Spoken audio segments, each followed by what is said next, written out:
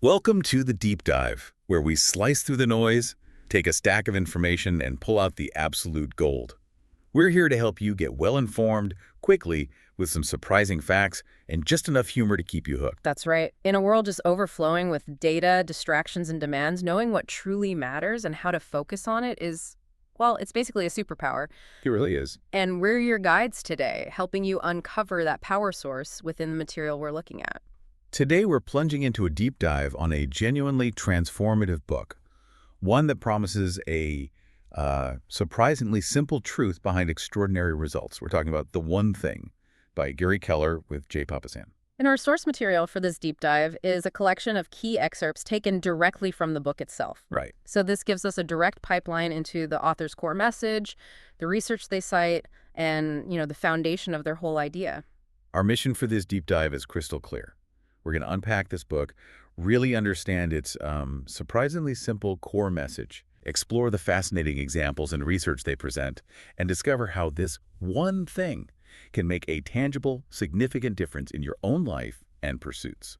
Whether you're striving to boost productivity at work, maybe solidify a key personal habit, navigate career choices, or, frankly, just find a clearer focus amidst the constant barrage of modern life. Which so many of us need. Absolutely. This deep dive is for you. It really challenges conventional wisdom and offers a powerful, actionable path forward. Okay, let's unpack this. So let's jump right into it. The central idea, the core premise of The One Thing is almost, well, it's counterintuitive in its simplicity, isn't it? It really is. It's the argument that focusing on just one thing, prioritizing it above all others, is the absolute key to achieving extraordinary results in any area of life or work. Yes, and this is the foundation they build everything on.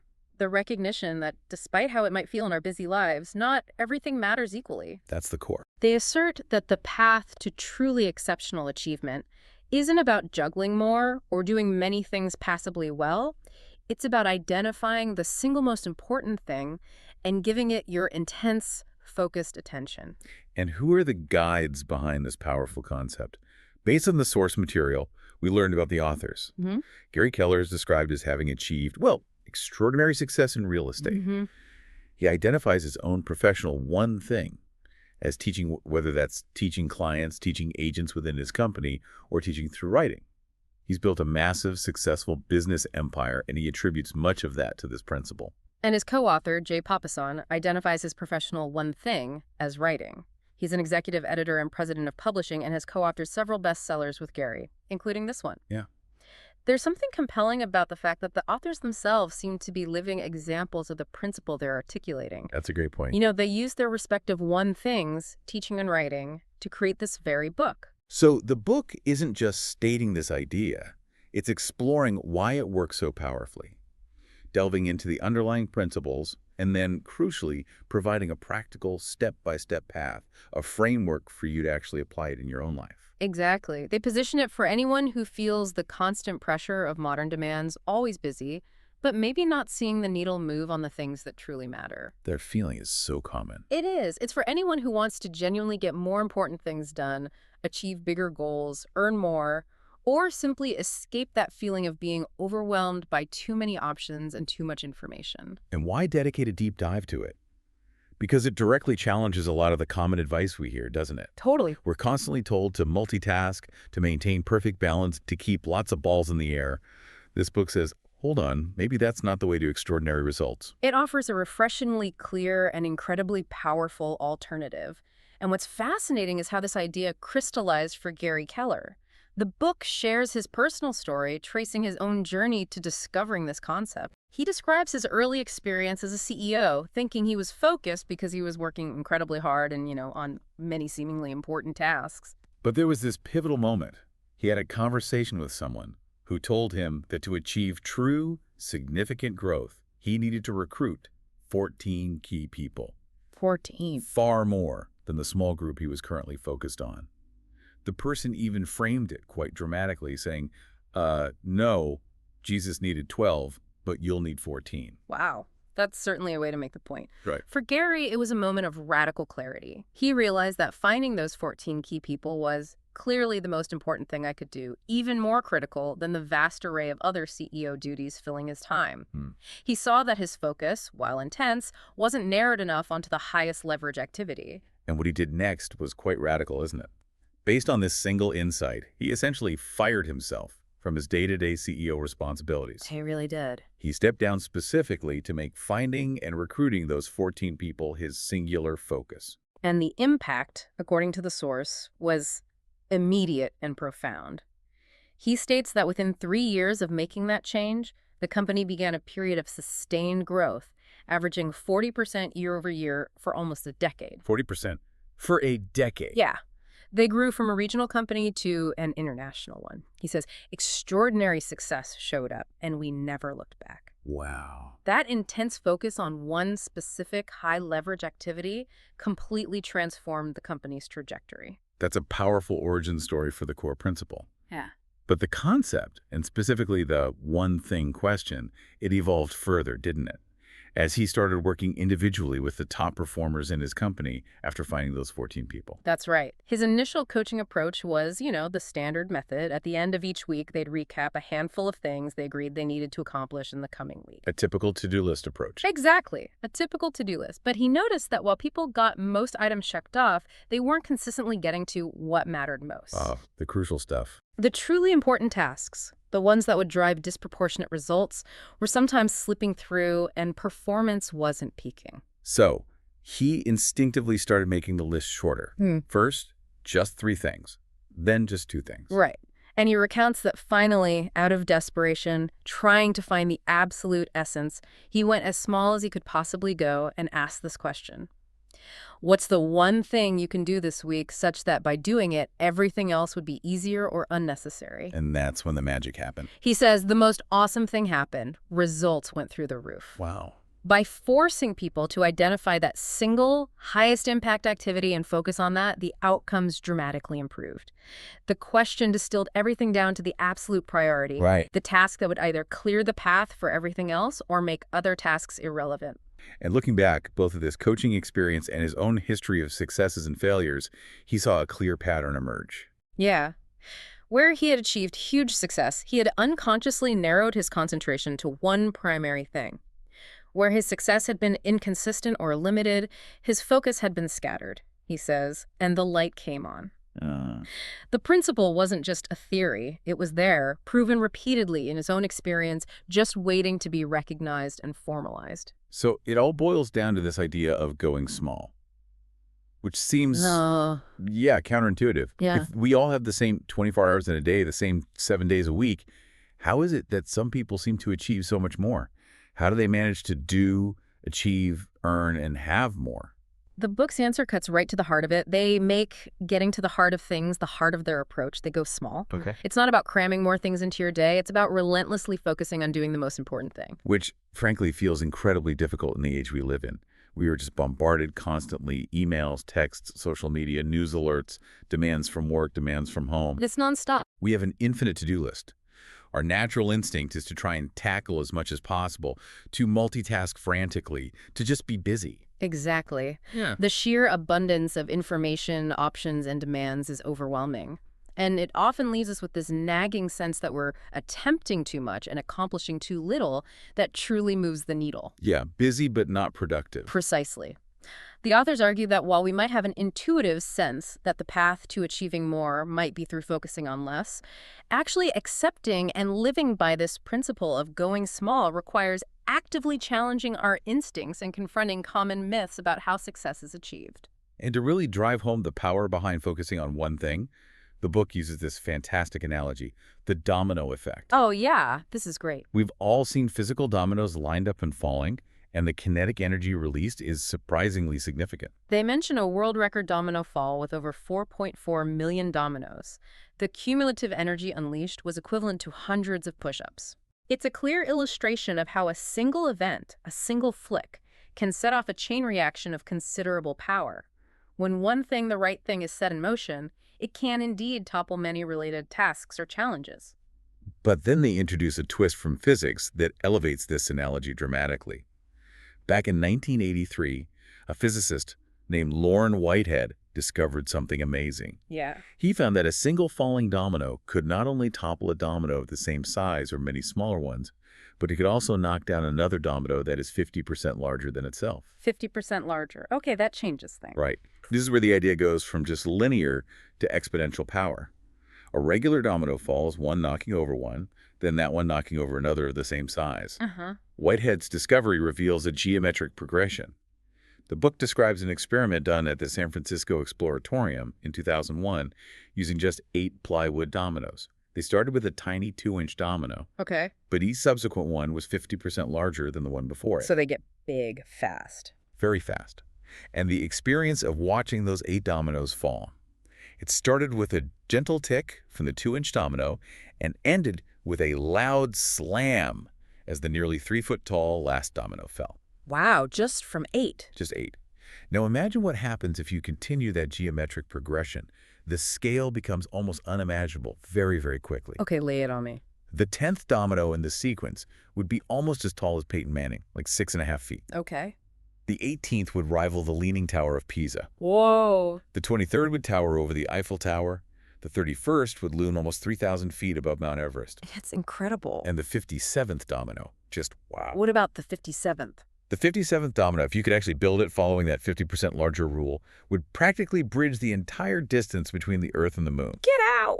Earth to the moon from a 2-inch start. Mind-blowing, right? It takes the simple idea of one thing leading to another and demonstrates the potential for truly exponential power. And the implication for achieving success is profound. It's not just that your one most important task can knock over many related tasks. Right. It's that the right one thing, done consistently or with increasing focus, can knock over successively larger and larger things, leading to increasingly significant results. Breakthroughs you might not have even imagined were possible when you started. So success isn't usually this one big leap. No, it's built sequentially. One focused step at a time, like lining up and felling those dominoes. As the great writer Og Mandino is quoted in the book saying, "It is those who concentrate on but one thing at a time who advance in this world. Find your first domino, give it your focus, and give it a flick." And the book makes a strong case that once you understand this principle, you start seeing evidence of the one thing everywhere you look closely at success. Success leaves clues, as they say. Yeah. And those clues consistently point back to focused effort. So where do we see this playing out? Absolutely. They illustrate how this principle manifests in various contexts.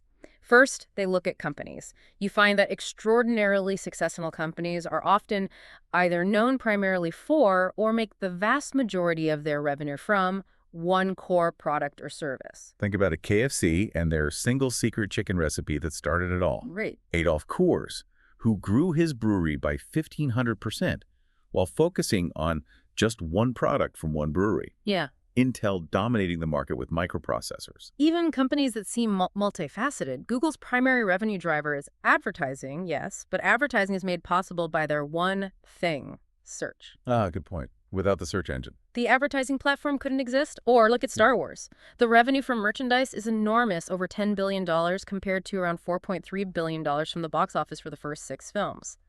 But the movies are the one thing. They're the engine.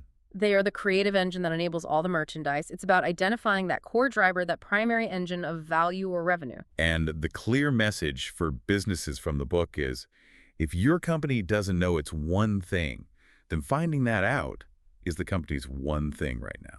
Makes sense. They also show how this principle appears in the lives of successful people. The idea that no one succeeds alone is true, and often there is one person who played a pivotal role in their journey. Right, like Walt Disney, whose brother Roy was instrumental, helping him get a job where he learned animation. Oprah Winfrey credits key figures like her father and his wife for shaping her early life. And professionally, Jeffrey D. Jacobs, who famously advised her to start Harpo Productions and own her work. And the Beatles, of course. Beyond the iconic songwriting partnership of John Lennon and Paul McCartney, the book highlights the role of producer George Martin. The fifth Beatle. Often called the fifth Beatle, exactly. His musical expertise was critical in translating their raw sound into finished records, contributing orchestral arrangements and keyboard parts. The argument is that everyone, when you look closely, has had that one person who made a significant difference, that crucial connection or source of support. General Georges Patton's quote mentioned in the book resonates here. You must be single-minded. Drive for the one thing on which you have decided. The principle also shows up in one passion, one skill. Highly successful individuals often have one intense emotion or one learned ability that truly defines them and fuels their success. Yeah, they share the story of painter Pat Matthews, who took his passion for painting and turned it into exceptional skill by committing to painting just one painting every single day. Every day, that's focus. Or Angelo Amorico, who became Italy's most successful tour guide by building his entire business around a singular, intense passion for his country. And there's the incredibly moving and powerful story of Gilberto Bologna, Yeah. whose skill as a runner became his defining focus after surviving a horrific massacre in Burundi in 1993. He was a Tutsi student when his high school was attacked by the Hutu tribe. Those not immediately killed were herded into a building and burned alive. It's just unimaginable. The book recounts that Gilbert was buried beneath the bodies of his burning classmates for 9 hours. 9 hours? He somehow survived and managed to escape, using his running ability to outrun his captors and reach a hospital. He was the lone survivor. An absolutely unimaginable ordeal. And he channeled that experience, that drive to survive, into honing his running skill, eventually coming to the U.S. and earning All-America honors 6 times in college. That intense focus on a single skill defined his path forward from tragedy. The authors weave these examples together to illustrate the idea of one life. Right. Using Bill Gates as a prime example, they show how his one passion, computers, led to honing one key skill, programming. This skill connected him with one person, Paul Allen. That partnership was initiated by one bold action, writing one letter to one person, Ed Roberts, the creator of the Altair computer. And that led to starting Microsoft. And later, with the Bill and Melinda Gates Foundation, they applied a similar approach, using the focusing question, where's the place you can have the biggest impact with the money? And that led them to focus their immense philanthropic work on global health, particularly fighting infectious diseases. These stories provide powerful, real-world proof points. The book concludes this section by stating that the one thing is a fundamental truth, not a new invention, that appears time and again in the fabric of successful lives and ventures, large and small. Applying it is presented as the simplest, smartest path to the success you desire. Okay, so if this idea is so fundamental and powerful, if success leaves clues pointing directly to focused effort on a single thing, why aren't we all living this way? It seems obvious, but clearly it's not easy. Exactly. The book acknowledges the immense challenge of modern life. We're told we receive more information and choices in a single day than our ancestors might have encountered in their entire lifetime. That's staggering. It is. And while we might have that intuitive feeling that focusing on less could lead to more, we get sidetracked. The book identifies this problem by shining a light on what they term the 6 lies about success. 6 lies. Okay, what kind of lies are we talking about? Misinformation, myths, widely held beliefs that feel true what the book, borrowing from Stephen Colbert, calls truthiness. Ah, truthiness. Right, it's truth that comes from the gut, not books, leading us to act on things that ain't so. Like the enduring myth about the frog slowly boiling to death, Yeah. right? Or the incorrect saying that fish stink from the head down. Exactly. They sound plausible, they get repeated, but they just aren't true. And the authors argue that success has its own set of truthy lies that clutter our thinking, misguide our actions, and ultimately prevent us from achieving extraordinary results. So we have to see these lies for what they are. We have to recognize these lies for what they are to move past them and embrace the truth of the one thing. The book lists 6 specific beliefs that they see getting into our heads and becoming operational principles driving us the wrong way. Okay, what are they? These are the core myths that keep us from fully living by the one thing principle. They are: Okay. 1, everything matters equally. 2, multitasking. 3, a disciplined life. 4, willpower is always on will call. 5, a balanced life. And 6, big is bad. Wow, looking at that list, I feel like I've heard advice based on all of those principles at some point.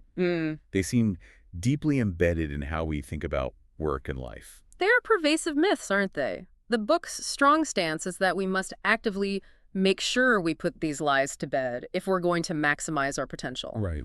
As Johann Wolfgang von Goethe famously said, things which matter most must never be at the mercy of things which matter least. Understanding and dismissing these lies is the first step to truly prioritizing what matters most. Okay, let's unpack each one then. Let's really dive deep into these 6 lies that, according to the book, can steer us away from the power and simplicity of the one thing. Lie number 1, Everything matters equally. Yeah, the book doesn't pull any punches here. They state that while equality is a fundamental ideal for justice and human rights, in the real world of results and achievement, things are simply never equal. Not all tasks are created equal. Exactly. No two efforts, no two tasks, no two people's contributions result in the same outcome. And this is where they bring in the incredibly powerful concept of Pareto's principle, also known as the 80-20 rule. Right, the 80-20 rule. Exactly. They trace it back to Vilfredo Pareto, an Italian economist who observed that 80% of the land in Italy was owned by just 20% of the population. Wealth wasn't evenly distributed, it was concentrated. Later, Joseph M. Juran, a pioneer in quality management, saw the same pattern in business. A small number of flaws often cause the vast majority of defects. Okay. He realized this principle of unequal distribution wasn't limited to wealth or quality. It seemed to be a universal law. So the core idea is that, generally speaking, the majority of what you want or achieve comes from a minority of what you do. Precisely. Extraordinary results don't come from a balanced effort across many tasks. They are disproportionately created by a very small number of focused actions. And they emphasize that the numbers aren't rigid. It might not be exactly 80-20. Right. It could be 90-10, 70-10, or even more extreme. The key is the inequality. Some things matter a lot more than others. So applying this means what? Changing how we look at our to-do list. Absolutely. Applying this means transforming your approach from a standard to-do list, where everything looks equally important, into a success list. Success list, I like that. Where you deliberately identify and prioritize the vital few tasks that will produce the most significant results. They even suggest pushing this to an extreme Pareto, thinking big about what you want to achieve, but then going very, very small in terms of identifying the single most important action to get there. So out of 100 potential ideas or tasks, find the one that matters most. Find the one that produces the most leverage. The author, Gary Keller, shares a personal example of this. When he decided to learn guitar at age 40, he knew he only had about 20 minutes a day to practice. Not much time for guitar. Not much at all. He asked his friend, the Grammy-winning guitarist Eric Johnson, for advice on what to practice if he could only do one thing with that limited time. And Eric told him to practice his scales. A classic answer. Yes, but Gary took it further and focused even smaller. He chose to dedicate his practice time to the minor blues scale. Just one scale. Just that one specific scale. By focusing his limited 20 minutes a day on that, he found he was able to play solos from many classic rock guitarists, and it unlocked a whole world of music for him. That one specific, focused practice activity had an outsized, disproportionate return on his time. That's a great illustration. So the powerful takeaways from dismantling this first lie are clear. Go small. Understand that productivity on the right thing is far more valuable than just being busy on many things. Right. Go extreme. Keep asking, what's the one thing? Until there's only one answer left. Learn to say no, or maybe not now, to everything else until your most important work is done. Crucially important. And crucially, don't get trapped in the checkoff game of simply completing tasks, regardless of their actual importance or impact. Okay, moving on to lie number 2, multitasking. This is perhaps one of the most deeply ingrained beliefs in modern work culture, isn't it? Oh yeah. People almost brag about being good multitaskers. And yet the book is incredibly direct, calling it a scam. They use the quote from Steve Azell. Multitasking is merely the opportunity to screw up more than one thing at a time. The core argument is that it's not an effective way to get more done, but actually a very effective way to get less done, or at least get things done less well. So where did this idea even come from? They point out the origin of the term. Multitasking actually came from computing in the 1960s, referring to how computers rapidly switch between tasks, creating the illusion of doing several things simultaneously. Illusion being the key word. Exactly. Humans adopted the term, but we aren't computers. We can do some things concurrently, right? Like walking and talking, or chewing gum and reading. Yeah, those seem possible. Right. But those typically involve different types of activities processed by different parts of the brain or different neural pathways. What humans absolutely cannot do effectively is focus on two demanding tasks of the same kind at the same time. Our attention doesn't truly divide, it rapidly switches back and forth. Right. which is sometimes described as having a monkey mind. Right, bouncing all over the place. Exactly. And this constant switching, this rapid bouncing of attention, has significant repercussions. They mention serious consequences in high-stakes environments like air traffic control or medicine. Yeah, you don't want multitasking there. Definitely not. But it also has major everyday consequences, feeling exhausted, stressed, making mistakes. Researchers estimate that the average worker is interrupted every 11 minutes Every 11 minutes. and spends almost a third of their workday recovering from these distractions and trying to get back on track with their original task. A third of the entire workday lost, just because of the need to reorient after distractions or attempts to multitask. That's a staggering amount of lost productivity. It really is, and they detail the specific ways multitasking short-circuits our effectiveness. We divide our limited brain capacity and our performance suffers. The more we switch, the less likely we are to fully return to the original task, leaving loose ends everywhere. Time is lost in that reorientation process. Every single time we switch, those milliseconds add up quickly to that estimated 28% loss of productive time. And the book points out that multitaskers also tend to have a distorted sense of how long tasks will take, Right. usually underestimating the time needed because they aren't accounting for the switching costs. They also make more mistakes and poorer decisions, often because they prioritize processing the newest incoming information over the older, potentially more valuable information for the task they were originally on. Plus, it simply creates more stress. Despite all the overwhelming research demonstrating that multitasking makes us slower, less effective, and more stressed, we continue to do it. Why do we do it then? Well, the book suggests part of the reason is simply the environment we're in, constant notifications and demands. Another factor might even be a subtle dopamine hit we get from rapidly switching tasks, making it feel productive and even addictive. That makes sense. So the research, if presented in the book, seems incredibly clear. Multitasking doesn't save time or increase effectiveness. It actively wastes time, makes us slower-witted, and increases stress. The path to effectiveness isn't doing more things at once, but focusing on the right thing one at a time. All right, let's move on to lie number 3, a disciplined life. This one really feels like it should be true. Isn't success all about having iron discipline? It feels right, doesn't it? And yet, the book argues that is indeed a lie, or at least a misinterpretation of what's actually needed. They state that the truth is, you don't need more discipline than you already possess. Really? You just need to direct and manage the discipline you have more effectively. Success, they propose, isn't a continuous marathon of constant, grueling discipline. It's a short race, a sprint fueled by discipline, just long enough for habit to kick in and take over. Okay, a sprint to build a habit.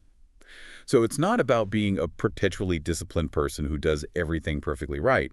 It's about identifying the right thing to do and having enough discipline to consistently do that thing until it becomes a habit. Exactly. Discipline is the focused effort needed to establish a specific action or routine. Sustained, consistent action then turns that into a habit. What looks like a disciplined person from the outside is often simply someone who has strategically applied discipline to build a handful of powerful, high-leverage habits into their life. They aren't necessarily applying iron discipline to every single detail. Probably not. They use the compelling example of Michael Phelps, the most decorated Olympian in history. Right. As a child, he was diagnosed with ADHD and reportedly had great difficulty focusing. Yet, through the application of discipline specifically focused on his swimming training, that very challenge focus became his strongest attribute, according to his coach. And the results speak for themselves. 18 Olympic gold medals, 22 total. Exactly. His initial discipline and training wasn't random. It was intensely focused on the specific actions required for swimming excellence. That discipline built the habits that led directly to that level of sustained focus and unprecedented success. And the payoff from developing these key habits isn't just achieving success in that specific area. The book suggests it also simplifies life overall. That's a key point. When the most important things become habitual, your life becomes clearer because you automatically know what needs to be done well, and you're liberated from having to consciously monitor and force yourself to do everything else with the same intensity. A common question that arises here is, realistically, how long does it take to form a new habit? Good question. The book references a 2009 study from University College London. They found that it takes an average of 66 days for a new behavior to become automatic. 66 days. Though there's a wide range from 18 to 254 days, depending on the habit and the person. So the widely quoted 21-day rule might not be scientifically accurate for most habits. That's kind of a myth itself. According to this study, no. It suggests that achieving automaticity, where the habit requires significantly less conscious effort, takes a dedicated application of discipline for an average of over 2 months. You need to push through until you're well along that power curve of habit formation. And interestingly, the book mentions a concept related to this called the halo effect. Yeah, they reference research by Oten and Cheng, which found that students who successfully acquired one positive habit, like regular exercise, often reported improvements in other unrelated areas of their lives as well. Like what? This included less stress, better spending habits, healthier diets, less substance use, watching less TV, and even fewer dirty dishes. Fewer dirty dishes. Sign me up. Right. It seems that successfully implementing one important habit can create a positive ripple effect. So the key takeaways for combating this lie are practical. Don't try to become a perfectly disciplined person in every aspect of life. Instead, focus on becoming a person of powerful habits by using selected discipline to build a few key routines that support your one thing. Build these habits one at a time. Remember, success is sequential. Right. And critically, give each habit enough time based on the research. Expect it to take an average of 66 days of consistent effort before it feels automatic. Next up, line number 4. Willpower is always on will call. This one feels particularly insidious because when you feel like you lack willpower, it's easy to think you just aren't trying hard enough, or that you lack some fundamental personal quality. Oh, definitely. And that's the core of the lie. The book argues that the truth is willpower is a limited resource, and it fluctuates significantly throughout the day and depending on your state. It's not just always there when you need it. No. The author shares his own early experience, trying to build his success purely on willpower, only to find it seemed to come and go. This led him to question himself, to feel like he lacked grit, before realizing it wasn't a personal failing, but simply that willpower wasn't just sitting around waiting for my call. This immediately brings to mind the famous marshmallow test. Absolutely. Walter Mischel's classic experiment where toddlers were given a choice. Eat one treat, like a marshmallow, immediately, or wait a short time, about 15 minutes, and get 2. And most toddlers couldn't wait. Bless their heart. Correct. The average waiting time was less than 3 minutes, with only about 3 out of 10 managing to delay gratification for the full 15 minutes. It's a stark demonstration that willpower, especially in young children, is a limited supply. But the really fascinating part was the long-term follow-up. Exactly. The researchers tracked these children over many years. The high delayers, those who successfully resisted the temptation and waited for the second marshmallow, had significantly better life outcomes across the board. Like what sort of outcomes? Higher academic achievement, better SAT scores, higher self-worth, and better ability to manage stress. Conversely, the low delayers showed worse outcomes, including higher rates of being overweight and addiction issues later in life. Wow. That connection between delayed gratification, an act of willpower, and long-term success is incredibly strong. It really supports the idea that being able to use willpower effectively is a predictor of success. But since willpower isn't an endless supply, you have to manage it. You have to be smart about it. Exactly. The book frames it as a timing issue, like the early bird gets the worm. You need to leverage your willpower when it's strongest. The book uses analogies to explain how willpower works, like a mental muscle that gets tired with use. Right. Or like gas in a car. They quote Kathleen Vohs, a prominent researcher in this area, saying, "Resisting temptation uses fuel." Even small acts requiring willpower, like memorizing a short sequence of extra digits, can significantly deplete the mental fuel available for subsequent tasks. It has power, but not endurance. And just like a car needs gas, your brain needs fuel to maintain willpower. Exactly. The book emphasizes that this fuel comes from what you eat, particularly complex carbohydrates and proteins, which provide a steady stream of blood sugar to the brain. So literally, you need food for thought to maintain willpower. There's also this idea of default judgment when willpower is low. Yep. They mention a study involving Israeli parole judges. Oh, this is fascinating. Yeah. The study found that the judges' approval rates for parole requests were highest at the beginning of the day and after breaks, but dropped significantly as the day wore on, and their mental energy, their willpower, was depleted by making repetitive, high-stakes decisions. So when their willpower was low, their default decision became no. Exactly. The lesson for us is that when our own willpower is depleted, we are more likely to fall back on our automatic defaults, which may not be aligned with our long-term goals or best interests. We might default to checking social media, choosing comfort food, or avoiding a difficult task when we're mentally tired. Makes sense. So the key is not to wish you had more willpower, but to strategically protect and manage the willpower you do have. The book lists a surprising number of everyday things that tax our willpower. Implementing new behaviors, actively filtering distractions, resisting temptations, like checking email or social media. Not the big one. Suppressing emotions or impulses, even just trying to make a good impression, coping with fear, doing things you dislike, or choosing long-term rewards over short-term pleasure. Willpower is being used, and thus depleted everywhere if we're not careful. So the practical takeaways for tackling this lie are critical. Don't try to spread your willpower thinly across countless tasks. Reserve it for what matters most, your one thing. Right. Monitor your fuel by eating right and regularly to keep your brain powered. And most importantly, time your task. Do what matters most first each day, when your willpower is naturally strongest after rest and refueling. Okay, moving on to line number 5. A balanced life. This seems like another deeply held ideal in society, especially now. We're constantly told we need to balance work, family, health, hobbies, social life, everything, right? The elusive work-life balance. Exactly. And yet the book argues that for achieving extraordinary results, no, that ideal of perfect balance is actually a lie. Extraordinary focus, by definition, demands extraordinary effort directed towards one area, which inevitably creates necessary imbalance, at least temporarily. They trace the historical perspective on this. Yeah, from a time when work and life were seamlessly integrated out of necessity, hunter-gatherers, early farmers, to the rise of specialized jobs, fixed work hours, and eventually the modern concept of work-life balance, which they note was coined in the mid-1980s. Right, as more married women entered the workforce. It became common for men by the 90s, especially as technology blurred the lines between work and home. But the ideal of perfect, constant balance can lead to a kind of middle management for your life. What do you mean by that?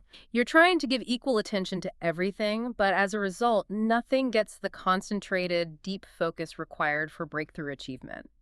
Juggling all balls equally means you're not securely catching any of them with the intensity needed for extraordinary results. So what's the alternative then, if balance isn't the goal for high achievement? They propose work-life counterbalancing.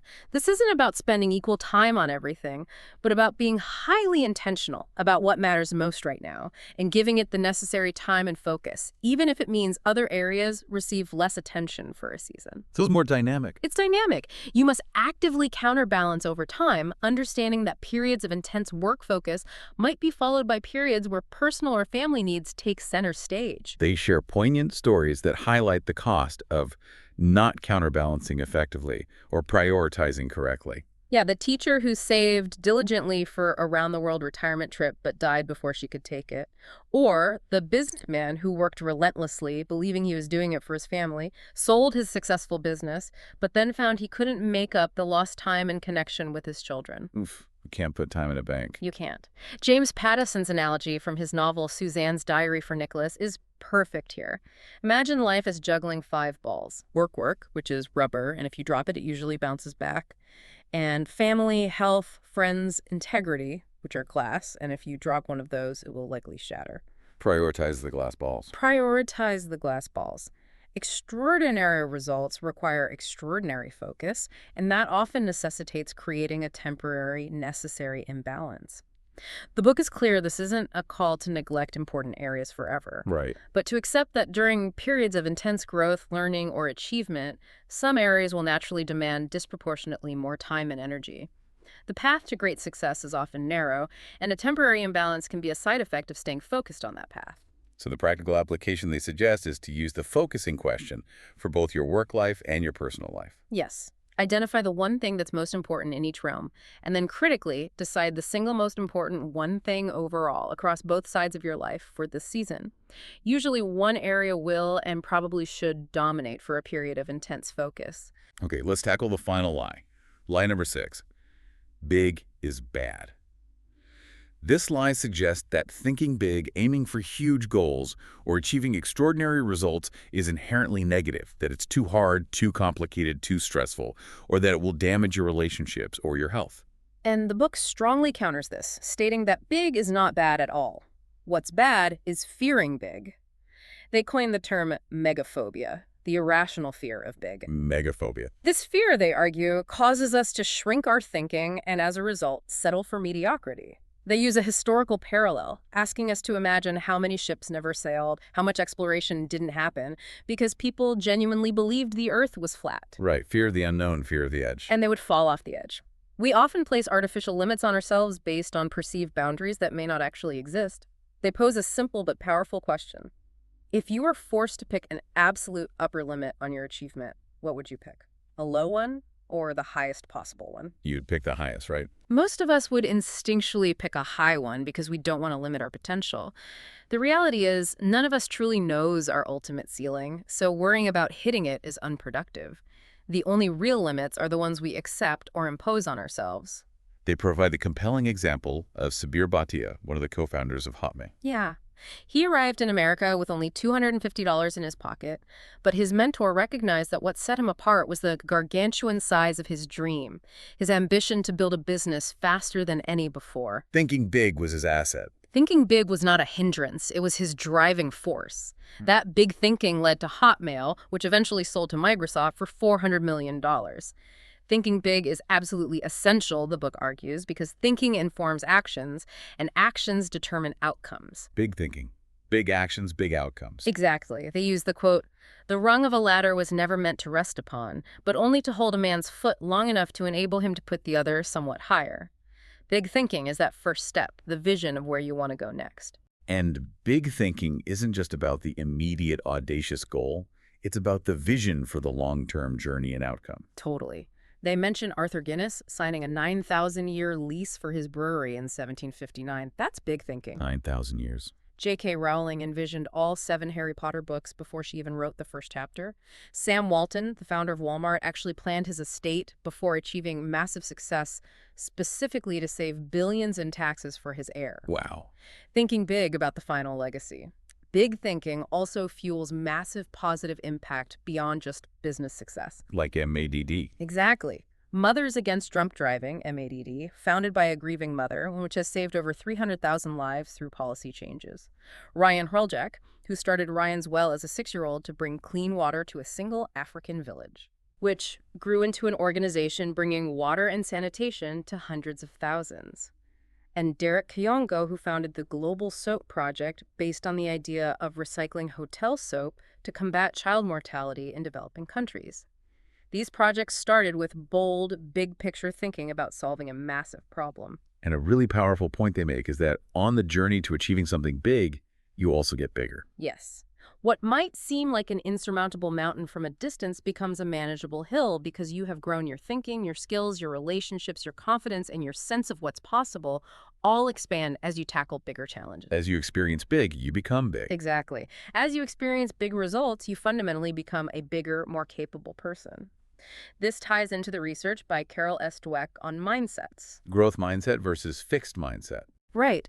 A growth mindset, which believes abilities can be developed, naturally thinks big, seeks challenges, learns from failure, and performs better. A fixed mindset believes abilities are innate and places limits on what's possible.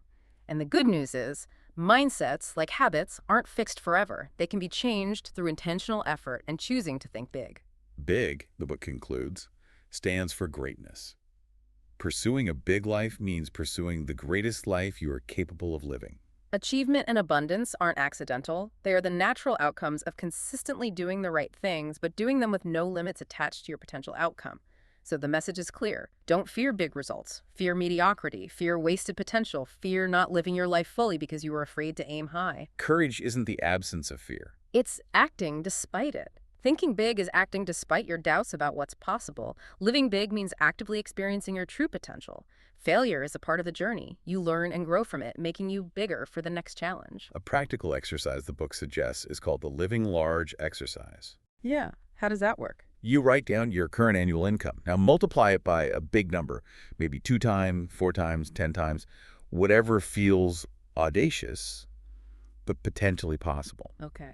Now, look at that number and ask yourself, will my current actions, the way I spend my time and energy today, get me to that significantly larger income in, say, 5 years? That's a challenging question. If the answer is yes, double the number again and ask the question again. Keep doubling it until you reach a number where your current actions clearly won't get you there in 5 years. Okay. The gap between your current actions and the actions needed for that big number reveals your big thinking gap. The challenge then is to deliberately make your actions match the actions required for that bigger number. And this exercise can be applied to any area of life, not just income. Exactly. It starts with the imagination, with envisioning a bigger life, and then deliberately choosing actions that align with that vision. As Mark Twain famously put it, 20 years from now, you will be more disappointed by the things that you didn't do than by the ones you did do. Don't let fear or small thinking cut your life down to size. Think big, set audacious goals, act boldly, and embrace the journey of becoming big yourself. Okay, so after systematically laying bare the 6 lies that can hold us back, the book transitions to presenting the core truth, the surprisingly simple path to extraordinary results that emerges when you reject those myths. Right. The author shares more of his personal story here, reflecting on his period of trying to live by the lies. He describes that phase as relentlessly working, multitasking constantly, striving for perfect balance in theory while pushing himself and others hard. The grind culture. Totally. He says he tried to play success by getting up before dawn, having strict rules, essentially setting himself on fire, and trying to power through the day until he literally burnt out. And what was the result of all that frantic effort? Did it work? He achieved success, undeniably, but as he puts it, that approach eventually got him sick, and ultimately, he says, it got him sick of success. The traditional path of trying to do everything wasn't sustainable or fulfilling. So he changed course. He made a deliberate choice to do the opposite. He ditched the lies, consciously unclenched, slowed down his pace, became more relaxed, and intentionally chose to do less overall. And the paradox is that by doing less, by focusing on his one thing, he actually became more successful than ever before. Right. And crucially, felt better, healthier, and more fulfilled. This is the core truth the book reveals. The one thing is the surprisingly simple truth behind those extraordinary results. It's the art of deliberately clearing away the clutter and focusing intensely on what truly matters. As George Anders is quoted, making this choice requires courage. The book presents this simple formula for achieving extraordinary results as a linked chain. Purpose, priority, productivity. Yeah, these 3 elements are deeply connected and constantly reinforce each other. Think of it this way. Purpose is the big picture, your why, where you're ultimately going. Yep. Priority is the specific path you need to take to get there, identifying the single most important thing to do next. And productivity is the action taking that crucial step on the path. So purpose, priority, productivity. They feed each other. Exactly. In life, your productivity, what you actually get done, is most effective when it's driven by a clear purpose and guided by a specific priority. In business, productivity and profit are best achieved when buoyed by a compelling purpose and sharp priorities. And ultimately, great businesses, great organizations, and great lives are built one productive person, focused on their one thing at a time. Understanding this fundamental connection between purpose, priority, and productivity is presented as key to unlocking extraordinary results. As George Bernard Shaw wisely said, life isn't about finding yourself. Life is about creating yourself. Your purpose is a key part of that creation. So let's start with purpose. The book discusses how living with purpose gives meaning to your actions and helps define who you are at your core. They use the classic literary example of Ebenezer Scrooge from Charles Dickens' A Christmas Carol. It's a perfect illustration. Before the visitations from the spirits, Scrooge's core purpose is singular: money. His priority is solely focused on making money, and his productivity is entirely directed towards earning, counting, and tallying his wealth. The result: a life that is bitter, selfish, isolated, and ultimately empty. But after the transformative experience with the ghosts, his purpose undergoes a radical shift. Completely. His new purpose becomes people, connecting with them, caring for them. His priority changes to using his resources, his money, to save and help others. And his productivity is redirected towards actions that benefit those around him. The result: a life filled with joy, connection, and meaning. This story powerfully illustrates how your underlying purpose dictates your priorities and drives your productivity, ultimately shaping the kind of life you experience. The book also connects purpose to the concept of financial wealth. They offer a compelling definition. Financially wealthy people are those who have enough money coming in without actively working to finance their purpose in life. That's a significant distinction. Yeah. It implies that without a clear purpose for your life beyond simply accumulating wealth, you'll never truly know when you have enough money. And thus, you can never achieve financial wealth by that definition. The goal isn't just money. It's money in service of a larger purpose. And while more money can increase happiness up to a certain point, addressing basic needs and security, beyond that threshold, happiness becomes much more dependent on why you want more and what you do with it. Happiness isn't just the destination of having money. Exactly. The book suggests that true, lasting happiness isn't solely a result of having money. It happens on the way to fulfillment, through the pursuit of a meaningful purpose. Purpose also provides the essential fuel for perseverance. Yeah, for when things get tough. Absolutely. Life inevitably throws challenges your way, setbacks, moments of doubt. Knowing why you're doing what you're doing, having that clear purpose, provides the inspiration and motivation needed to push through those difficult times and keep going. Sticking with your one thing when it gets tough is fundamental, and purpose helps you do that. Okay, so if purpose is the where am I going, then priority is the what is the most important thing I need to do to get there. This is where the book brings in the star of the show, the tool that bridges purpose to action, the focusing question. Yes, the question designed to put Andrew Carnegie's advice into practice. Put all your eggs in one basket, then watch that basket. What's that basket? Exactly. The focusing question is the critical tool for identifying your one thing at any given moment, the thing that serves as the vital link between your ultimate purpose and your immediate actions. And the question itself is, what's the one thing I can do right now, today, this week, etc., such that by doing it, everything else will be easier or unnecessary? Sounds almost too simple when you first hear it. Just one question. It is deceptively simple, but incredibly powerful because it forces clarity and decision. It doesn't ask what you can do or what's easy to do or what's on your list. It asks what is necessary, the single most impactful thing. The thing that makes other things easier or unnecessary. Exactly. It's designed to lead you directly to that crucial first domino that will start the chain reaction towards your goal. So, it acts like a map for your long-term vision, but also a compass for your very next step. And the book calls asking this question consistently, especially daily, the success habit. That's right. And they provide a specific framework for using this question, which they call goal setting to the now. This process helps you connect your biggest aspirations to your immediate actions. Okay, how does that work? You start with your most ambitious goal, your someday goal, the ultimate vision. Then you work backward. Oh, okay. You ask the focusing question for your 5-year goal. Based on my someday goal, what's the one thing I need to do in the next 5 years, such that by doing it, everything else for my 5-year goal will be easier or unnecessary? Makes sense. Then you ask the question for your annual goal based on the 5-year goal, then your monthly goal, your weekly goal, your daily goal, and finally your right now goal based on your daily goal. So you're linking today directly to your ultimate future. Precisely. The reason this multi-step process is so effective is that it ensures your actions today are directly linked to your ultimate future. You can't effectively jump straight from a vague someday goal to what you should be doing right now. The question chains your goals together, creating a clear line of sight. This method aligns nicely with visualization research too, doesn't it? It does.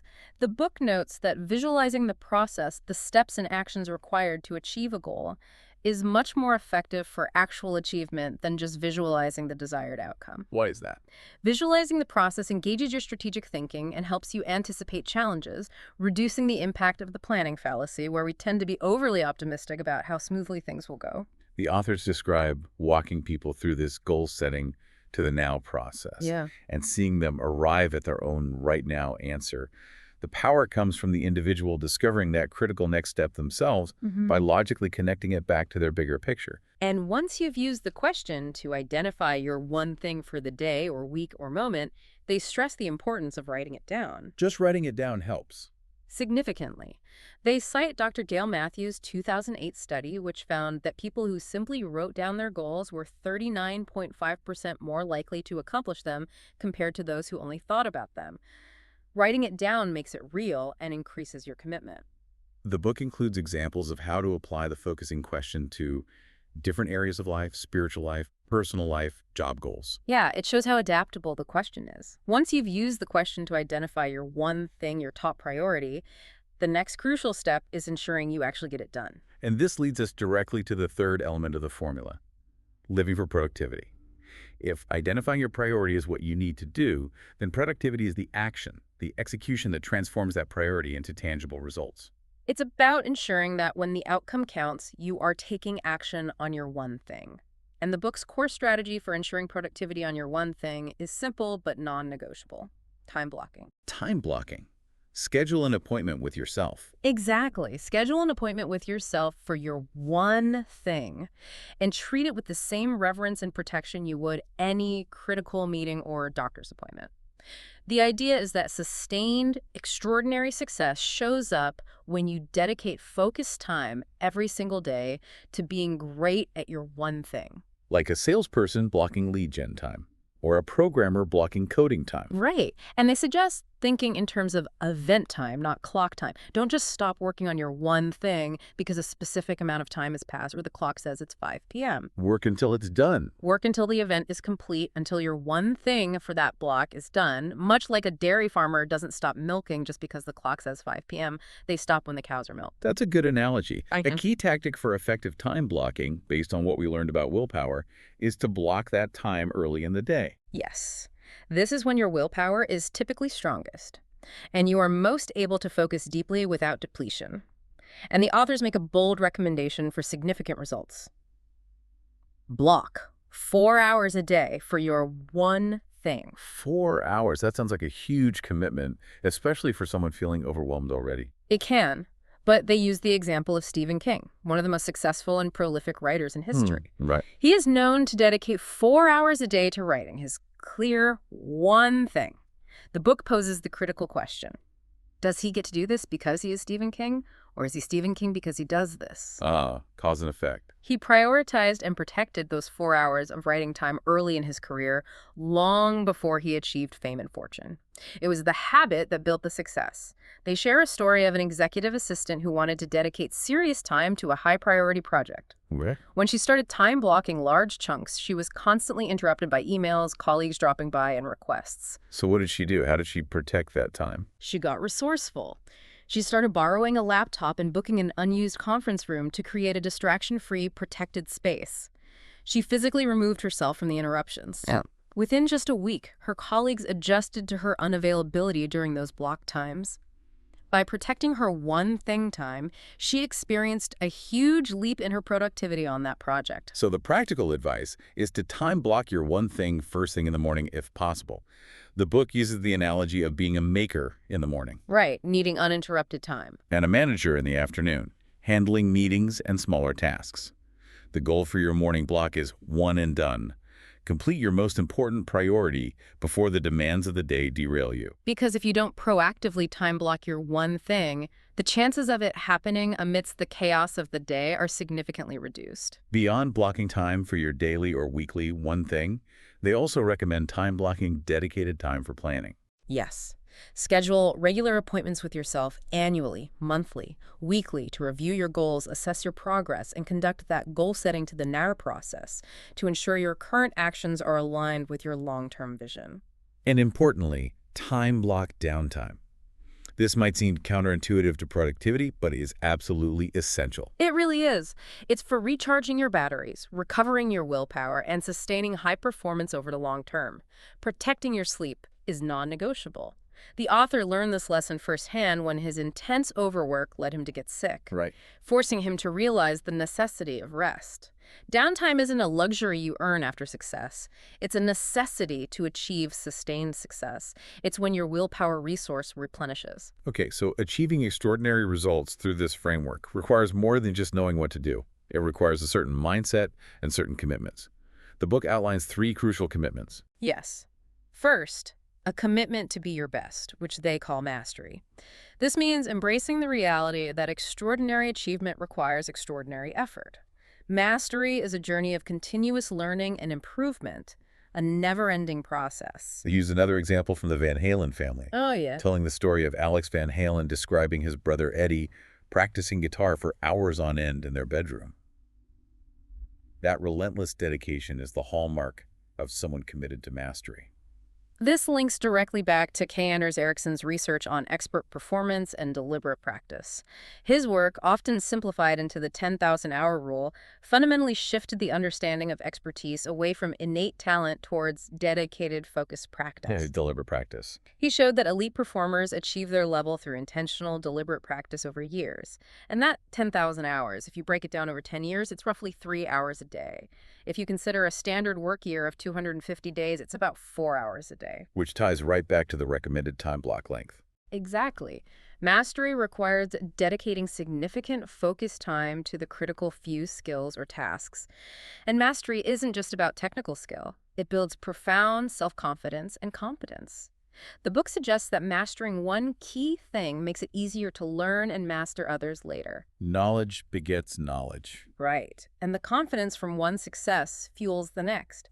Future dominoes start falling easier because you've become more capable. They share the powerful image of Jigoro Kano, the founder of judo, who asked to be buried in a white belt. Why a white belt? This symbolized his belief that even at the highest level of expertise, you maintain a beginner's mindset, always learning, always striving for improvement.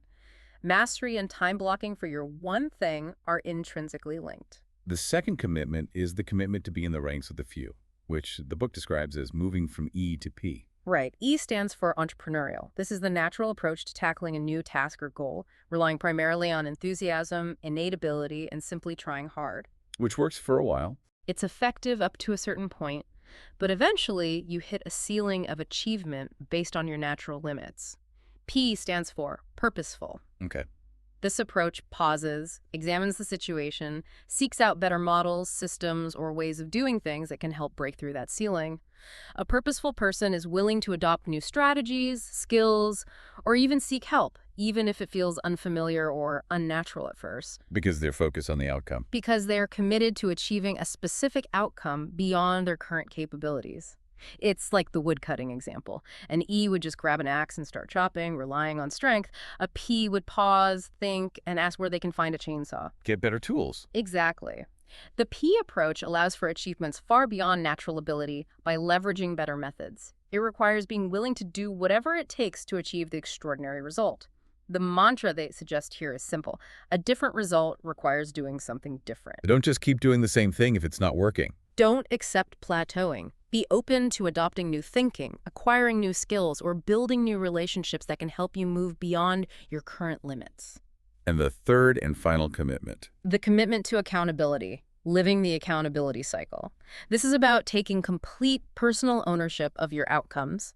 They call this perhaps the most powerful driver of success. Why is it so powerful? Without accountability, the journey towards mastery often stalls when challenges arise, and you won't push through those ceilings that block the E approach. Accountable people persevere, they're results-oriented, and don't make excuses when their actions or skills prove ineffective. It boils down to a fundamental choice. You are either the author of your life, writing your own story through your choices and actions, or you are a victim of circumstance, simply along for the ride. Accountable people own their reality, focus on finding solutions, and learn from both successes and failures. And this attitude can become a habit too. It can. And one of the fastest and most effective ways to add accountability to your life is to find an accountability partner, a mentor, a peer, a coach, or even a supportive friend. That external check-in. Exactly. The book reinforces this by referring back to Dr. Gail Matthews' goal-setting study. She did a follow-up which found that those who not only wrote down their goals but also sent weekly progress reports to a friend were 76.7% more likely to achieve them. 76%, that's huge. Almost twice as effective as just writing them down. It's a massive difference. Ericsson's research on elite performers also showed this. Unlike amateurs, elite achievers consistently seek out teachers, mentors, and coaches for expert guidance and supervised training. So a coach is presented as an invaluable resource for all three commitments. Yes. They guide you on the path to mastery, help you identify and implement strategies to move from E to P, and provide that crucial external structure for accountability. The book notes that many of the most successful people across various fields work with coaches. Okay, so you identified your one thing using the focusing question. Committed to the process through time blocking, mastery, moving from E to P, and accountability. But even with all that, there are forces that will try to steal your time, energy, and focus. Ah, yes, the The thieves. book calls these the four thieves of productivity. Thief number one is the inability to say no. This is a big one. In a world of constant demands, invitations, and requests, saying yes too often means inevitably saying no to something else, and that something else is often your one thing. Right, every yes is a no to something else. Trying to do too much, being rushed, means your focus is fragmented. They use the powerful Good Samaritan experiment from social psychology. Seminary students were asked to give a talk. Some were told they had plenty of time, others were told they were already late. Okay, As they hurried across campus, they passed a person slumped in a doorway, seemingly in distress. The students who thought they had plenty of time stopped to help, but for the students who were told they were late, they didn't stop. their likelihood of stopping to help dropped dramatically, even when the talk they were rushing to give was about the parable of the Good Samaritan. Wow. Time pressure overrode their values in the moment. It really shows how allowing yourself to be rushed or overloaded prevents you from doing what actually matters most. Saying yes to a request, a meeting, a task means saying no to the time you could have spent on your one thing. As screenwriter Sidney Howard is quoted, one half of knowing what you want is knowing what you must give up before you get it. Exactly. Going small, focusing on the one thing, requires saying no, often a lot. The prime example they use is Steve Jobs returning to Apple. Right, flashing the product line. He didn't try to fix everything. He famously slashed the product line from 350 items down to just 10. He was known for being incredibly proud of the things they didn't do, the ideas they said no to. He stated, "Focusing is about saying no." His ability to say no was essential. It was essential to Apple achieving extraordinary results by focusing on a vital few. It's hard to say no, though. We fear missing out, disappointing people, not being seen as helpful. It can feel selfish. So how do you say no effectively?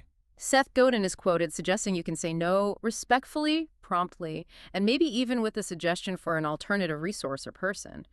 Don't say yes just to avoid short-term discomfort if it means sacrificing your long-term priority. Find helpful ways to say no or leverage your yeses. Right. Perhaps by suggesting a different approach or directing people to alternative resources like FAQs or training materials. The author shares his personal solution, a 3-foot rule. A 3-foot rule. A request or opportunity must clearly connect to his one thing to even be considered within a 3-foot radius of his immediate focus. If it doesn't, the default is to say no or deflect. You need a personal philosophy to manage your boundaries. Learning to say no is key to truly saying yes to your one thing. Absolutely. Thief number 2 is the fear of chaos. When you decide to focus intensely on your one thing, it means, by definition, that other things won't get done, at least not right away or not perfectly. And this is guaranteed to create some level of disarray. Unfinished work, unanswered emails, neglected tasks. Exactly. It's a guaranteed consequence of focused effort. It can feel overwhelming, like being in a submersible where the pressure mounts the deeper you dive into your one thing. The chaos is the pressure from all the other things you're temporarily ignoring.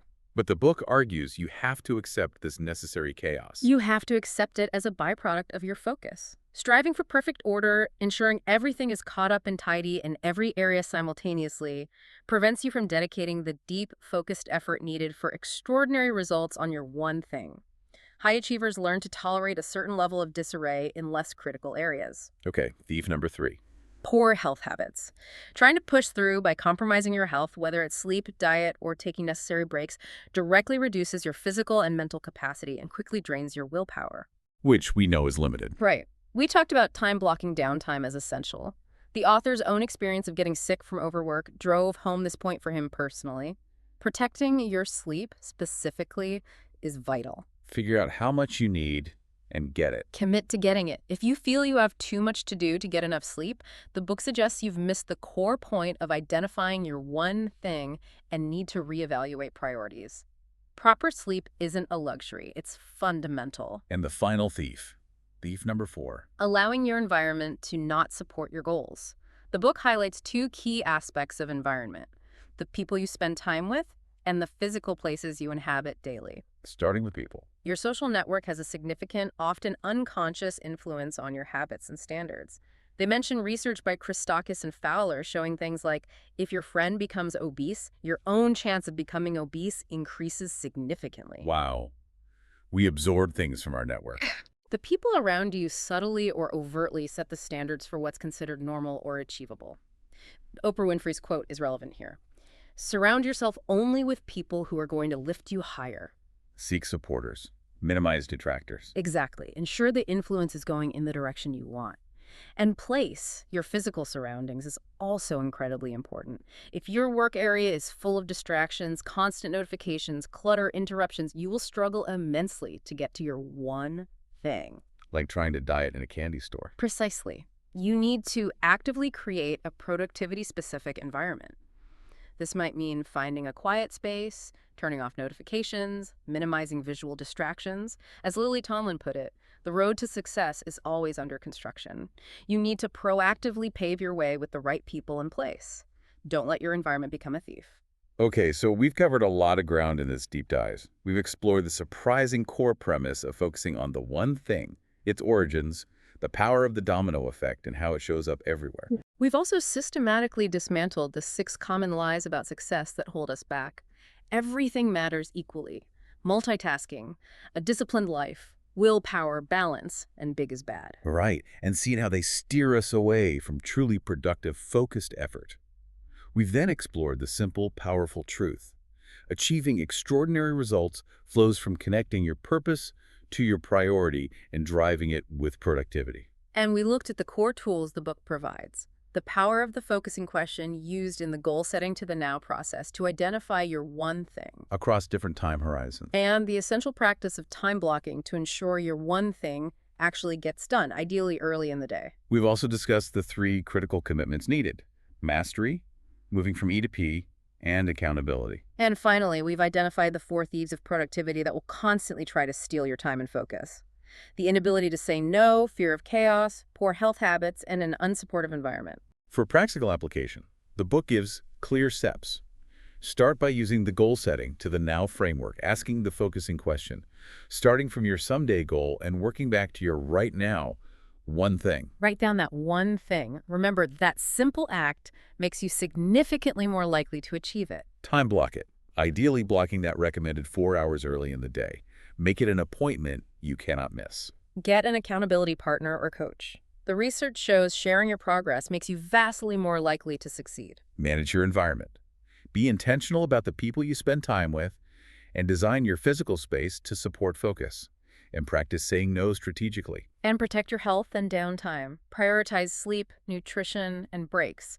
These aren't optional extras, they're fundamental. The idea of living large isn't about unrealistic fantasy. No. It's about intentionally envisioning a bigger life, using exercises like the multiplying income example, and then aligning your current actions with that larger vision. Imagining a bigger life is the necessary first step. And ultimately, the book circles back to the profound importance of living a life with no regrets. The advice consistently heard from people nearing the end of their lives centers on living fully, with purpose, giving your most important efforts your all. Effort, achievement, purpose lead to lasting happiness. Minimize those woulda, coulda, shouldas. They share the beautiful parable of the father who tears up a picture of the world, cutting it into pieces like a puzzle for his young son. Expecting it to take a long time. Right. The son finishes surprisingly quickly. When asked how, he explains that on the back of the picture of the world was a picture of a man. He put the man together, and when the man was right, the world fell into place. Wow. The profound message is that success, achieving your extraordinary results, is ultimately an inside job. Focus on putting yourself, your purpose, priorities, productivity together correctly, and your world will align. You can start applying this right now, today, in your job. Use the focusing questions specifically for your job-related goals. What's the one thing you can do in your job right now? Time block that task. Even informal discussions with colleagues about these concepts can start to shift the environment. The book's final summary is incredibly powerful and simple. The secret to achieving extraordinary results is asking a big, specific question that leads you to one small, focused answer. Trying to do everything leads to accomplishing very little of significance, but consistently doing the right one thing can ultimately lead you to everything you truly want. The one thing is real and it works, but only if you make the commitment to find it and use it. And their ultimate call to action is directed right at you, the listener, here and now. Ask yourself this question right now. What's the one thing I can do right now to start using the one thing in my life, such that by doing it, everything else will be easier or unnecessary? And make doing the answer to that question your very first one thing onward. That was our deep dive into the core ideas presented in The One Thing by Gary Keller with Jay Papasan. It truly is fascinating how often the path to extraordinary results is counterintuitive, embracing going small, accepting temporary imbalance, recognizing the genuine limitations of multitasking and willpower, Yeah. and confronting the fears that hold us back, like the fear of chaos or the fear of thinking big. The power of that simple focusing question, connecting your biggest aspirations to your immediate next step, and the non-negotiable commitment to time blocking your most important priority really stand out as practical, actionable steps. Absolutely. Steps that anyone can start implementing today. We covered a lot of ground today, drawing directly from the source material, from the surprising physics of dominoes to insights from a daycare experiment, Right. from the universal truth of the 80-20 principle to the critical importance of sleep and the necessity of learning to say no. We hope this deep dive gives you significant pause to think about your own life, your goals, and how you're spending your time and energy.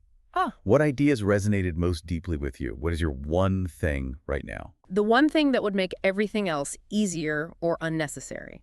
And the challenge, the opportunity is, how can you carve out time and block it on your calendar to ensure that one thing gets done today? We sincerely hope this deep dive provides you with a clearer path, a more powerful framework for achieving the extraordinary results and the purposeful life you're looking for. Until the next deep dive.